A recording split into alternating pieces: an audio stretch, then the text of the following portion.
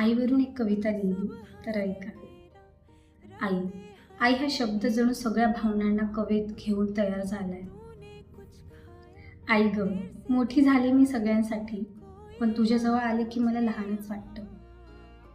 जवळ असलीस की तुझं माझं जमत नाही आणि दूर गेल्यावर तुझ्या वाचून करमतच नाही. तुला बघता बघता कधी तुझ्यासारखे झाले कळलंच नाही. तुला बघता बघता कधी तुझ्यासारखे झाले कळलंच नाही. दुःख लपून हसत जगणं कसं ग जगतेस हेच मला कळत नाही.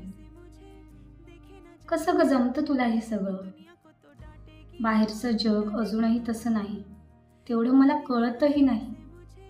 कारण आई, तुझ्यासारखं दुसरं कोणी होऊच शकत नाही. सुख नसतानाही इथे ओरडा खाऊन जगतोय आम्ही. सुख नसतानाही इथे ओरडा खाऊन जगतोय आम्ही. हो ग, हीच तुझी ती लेकरं. फक्त तुझ्या प्रेमाने ओरडण्याची सवय होती त्यांना. आम्हाला ओरडून त्रास मात्र तूच सहन केलास. तुझ्यासारखं प्रेमाने ओरडणं इथे कुणाला जमलंच नाही. झालो आम्ही मोठे आता, झालो आम्ही मोठे आता, पण तू आहे तशीच. आमच्यासाठी जगणारी, आमच्यासाठी रडणारी आणि आमच्या एका हसण्यासाठी स्वतःचं दुःख विसरणारी. मी कोण ग तुझ्याबद्दल बोलणारी, पण एकच म्हणेन, हो, माझी आई आहेच तशी खूप कौतुक करण्यासाठी. Love you I.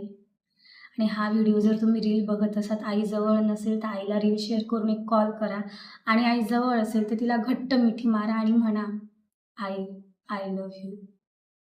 Thank you so much. Happy mother's day to all mamma's.